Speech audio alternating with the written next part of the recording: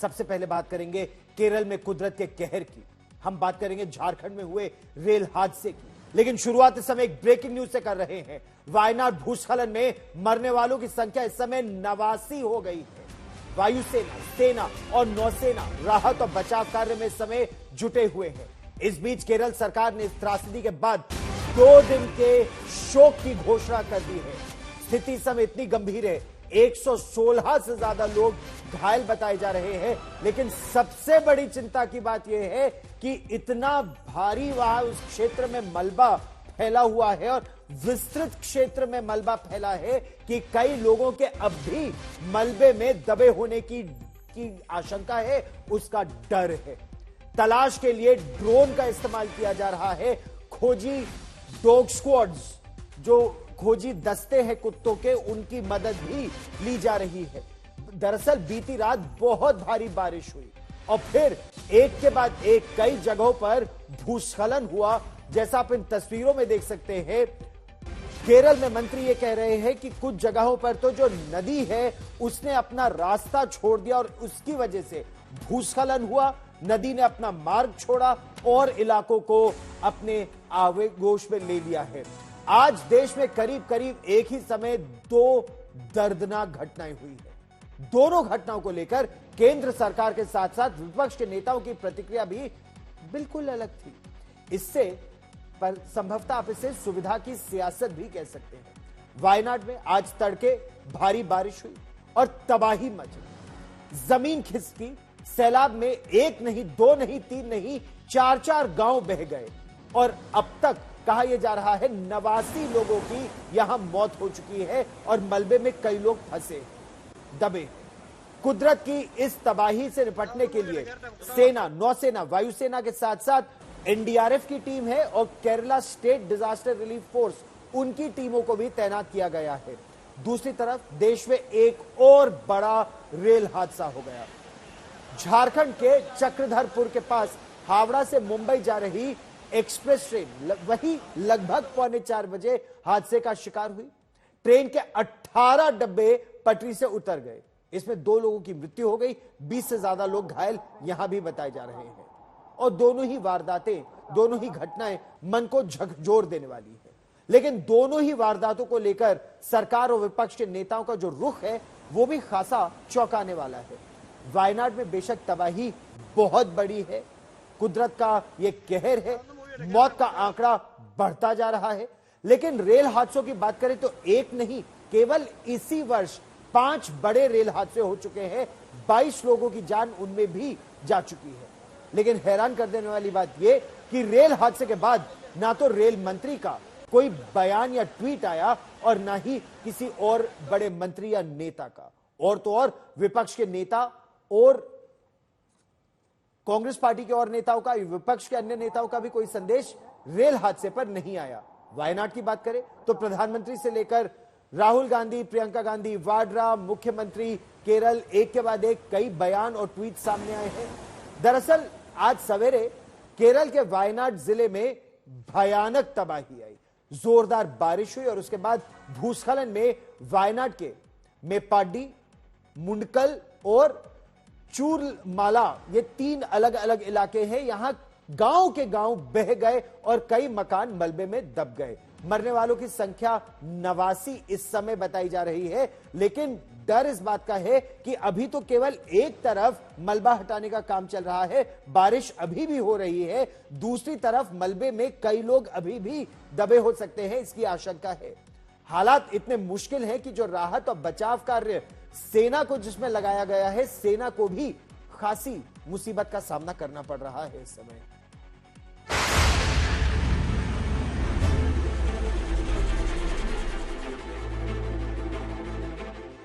केरल के वायनाड जिले में मौत का ऐसा सैलाब आया कि अपने साथ साथ गांवों को बहा ले गया। जोरदार बारिश के बाद हुए भूस्खलन में वायनाड के मेपाडी, मुंडक्कल और चूरलमाला इलाके में कई मकान मलबे में तब्दील हो गए। मरने वालों की तादाद 50 के पार पहुंच चुकी है। वायनाड से सांसद रह चुके राहुल गांधी मौत का आंकड़ा 70 से ज्यादा बता रहे हैं। Early this morning, Wayanad was hit by several devastating landslides. More than 70 people have been killed. हालात इतने मुश्किल भरे हैं कि राहत और बचाव के लिए सेना के जवानों की तैनाती करनी पड़ी है। ऐसी तबाही केरल के वायनाड में पहले शायद ही देखी गई हो। यकीन करना मुश्किल है कि कल तक हरियाली ही हरियाली थी जहां, वहां अब मलबा ही मलबा नजर आ रहा है। इन तस्वीरों में जहां सिर्फ मलबे, कीचड़ और बाढ़ का पानी बहता दिख रहा है, यहां कल तक बस्तियां हुआ करती थी। अब सिर्फ और सिर्फ तबाही का मंजर है। बारिश के बाद खिसकी जमीन में दफन हुए मकानों के मलबे हैं। रिहायशी इलाके से बाहर आई इस कार की हालत देखकर अंदाजा लगाया जा सकता है कि देर रात 2 बजे के करीब जब यहां पहाड़ से कहर टूटना शुरू हुआ होगा तो क्या मंजर रहा होगा। 30 जुलाई की पौ फटने से पहले देर रात ही मौत के मलबे में जिंदगी की तलाश शुरू हो चुकी थी। पता चला कि केरल के वायनाड जिले के मेपाडी, मुंडक्काई, चूरनमाला, अत्तामाला, नूलपुझा जैसे इलाकों में जबरदस्त बारिश के बाद भूस्खलन हुआ है और तमाम बस्तियां मलबे में दब गई हैं। रेस्क्यू का काम शुरू हुआ तो मौके के हालात को देखकर लोगों के होश उड़ गए। कोई मकान साबुत नहीं बचा था, जो बचा था उसका ढांचा पहचानना मुश्किल हो रहा था। सैकड़ों पेड़ उखड़कर बह चुके थे। बस तबाही के सबूत पर जड़ों का मलबा बचा था। भूस्खलन के बाद हालात ऐसे थे कि नदियों तक ने रास्ता बदल लिया। पहाड़ों से उतरती नदियों की प्रचंड धारा बस्तियों की ओर मुड़ी तो रिहायश में कहर बरपाती चली गई। स्थानीय लोग बताते हैं कि वायनाड में आसमानी कहर का यह दौर 2 बार आया। एक बार 2 बजे रात में चूरनमाला इलाके में लैंडस्लाइड हुआ, जिसमें दर्जनों मकान और वाहन, दुकानें, सब कुछ तबाह हो गए। 400 से ज्यादा लोग अंधेरी रात में मलबे की शक्ल में मौत से जंग लड़ रहे थे। तभी तड़के करीब 4:10 पर एक बार फिर भूस्खलन का कहर टूट पड़ा। वायनाड में कलपेट्टा शहर से करीब 20 किलोमीटर दूर हुई इस त्रासदी में चूरनमाला इलाके में सबसे ज्यादा तबाही हुई। सुबह जब राहत का काम शुरू हुआ तो सिविल डिफेंस, पुलिस, दमकल विभाग, एनडीआरएफ और एसडीआरएफ के करीब 250 जवान राहत और बचाव के काम में जुटे। सेना ने 122 इन्फेंट्री से करीब 250 सैन्य कर्मियों को राहत और बचाव के लिए भेजा।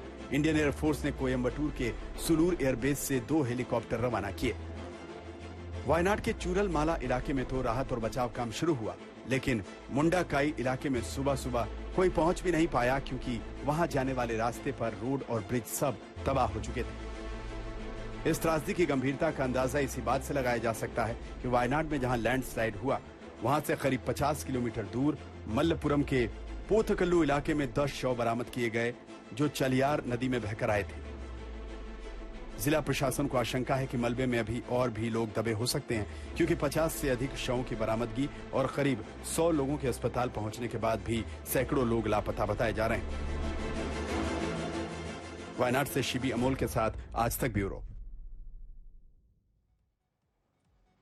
और सबसे बड़ी चिंता की बात यही है कि सैकड़ों लोग अब भी लापता बताए जा रहे हैं। कांग्रेस नेता राहुल गांधी कल वायनाड जाएंगे। उन्होंने सोशल मीडिया प्लेटफॉर्म एक्स पर लिखा, मैं वायनाड में मेपाडी के पास हुए भीषण भूस्खलन से बेहद दुखी हूं। मेरी हार्दिक संवेदनाएं उन शोक संतप्त परिवारों के साथ है जिन्होंने अपने प्रियजनों को खो दिया है। प्रियंका गांधी वाड्रा ने भी इसी सोशल मीडिया प्लेटफॉर्म एक्स पे लिखा, मैं वायनाड के मेपाडी के निकट हुए भारी भूस्खलन और तबाही को देखकर बहुत दुखी हूं। प्रधानमंत्री नरेंद्र मोदी ने भी सोशल मीडिया प्लेटफॉर्म एक्स पर लिखा, मैं वायनाड के कुछ हिस्सों में हुए भूस्खलन से दुखी हूं। मेरी संवेदनाएं उन सभी के साथ है जिन्होंने अपने प्रियजनों को खोया है। घायलों के लिए प्रार्थना। लेकिन इनमें से किसी भी नेता ने झारखंड में चक्रधरपुर में हुए रेल हादसे पर कोई पोस्ट अभी तक नहीं किया, जबकि न्यू जलपाईगुड़ी में हुए रेल हादसे के बाद राहुल गांधी ने पोस्ट कर पिछले 10 वर्षों में हुई रेल घटनाओं को मोदी सरकार के कुप्रबंधन और उपेक्षा का नतीजा बताया था। उन्होंने कहा था कि विपक्ष के रूप में वो इस भयावह नजरअंदाजी पर सवाल उठाते रहेंगे और मोदी सरकार को इन दुर्घटनाओं पर जवाबदेह बनाकर रहेंगे। हालांकि आज के हादसे के बाद उनका कोई पोस्ट अभी तक सामने नहीं आया है। दरअसल राहुल गांधी ने रायबरेली के साथ साथ वायनाड से भी लोकसभा का चुनाव लड़ा और जीता था। उनकी ओर से वायनाड की सीट खाली करने के बाद अब प्रियंका गांधी वाड्रा वहां से कांग्रेस के टिकट पर चुनाव लड़ेंगी। संसद में राहुल गांधी और केंद्रीय स्वास्थ्य मंत्री के साथ ही बीजेपी अध्यक्ष जेपी नड्डा ने वायनाड में आई भारी तबाही पर शोक दुख जताया। यह जो त्रासदी है, यह सिर्फ केरल की त्रासदी नहीं है, सारा देश इससे द्रवित है।